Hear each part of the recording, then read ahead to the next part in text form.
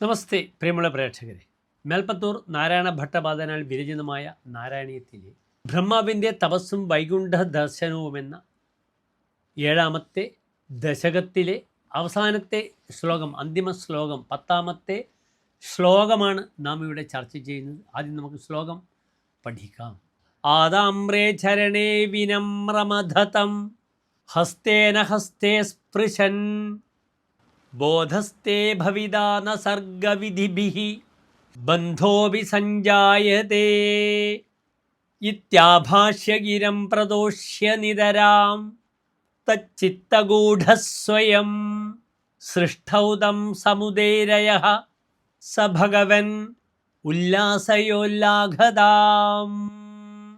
ഇനി പ്രസ്തുത ശ്ലോകത്തിൻ്റെ പദച്ഛേദം ശ്രദ്ധിക്കുക. ആദാമ്രേ ചരണേ വിനമ്രം അധ തം ഹസ്തേന ഹസ്തേ സ്പൃശൻ ബോധഃ തേ ഭവിതാ ന സർഗവിധിഭിഃ ബന്ധഃ അപി സഞ്ജായതേ ഇതി ഗിരം ആഭാഷ്യ നിതരാം പ്രദോഷ്യ സ്വയം തച്ചിത്തഗൂഢഃ തം സൃഷ്ടൗ സമുദൈരയഃ. ഹേ ഭഗവൻ, സഹ ത്വം ഉല്ലാഘതാം ഉല്ലാസയ. ഇനി പ്രസ്തുത ശ്ലോകത്തിൻ്റെ സാരാംശം ശ്രദ്ധിക്കുക. അല്ലയോ ഭഗവാനെ, അങ്ങയുടെ അരുണാഭമായ പാദങ്ങളിൽ നമസ്കരിച്ച ബ്രഹ്മാവിൻ്റെ കയ്യിൽ സ്വന്തം ഹസ്തം കൊണ്ട് സ്പർശിച്ചുകൊണ്ട് അങ്ങ് ഇപ്രകാരം അരുളി ചെയ്തു. അല്ലയോ ബ്രഹ്മൻ, അവിടുത്തേക്ക് യഥാർത്ഥ ജ്ഞാനം ലഭിക്കും. സൃഷ്ടികർമ്മങ്ങളാൽ ബന്ധം സഞ്ജാതമാകുകയില്ല.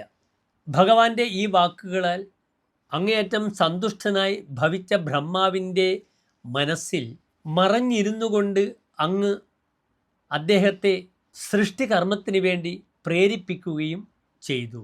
അപ്രകാരമുള്ള അല്ലയോ ഭഗവാനെ, എന്നിൽ ആരോഗ്യത്തെ പ്രകാശിപ്പിക്കണമേ. ഇതാകുന്നു പ്രസ്തുത ശ്ലോകത്തിൻ്റെ അവസാനത്തെ 10ാമത്തെ ശ്ലോകത്തിൻ്റെ സാരാംശം. നമസ്തേ.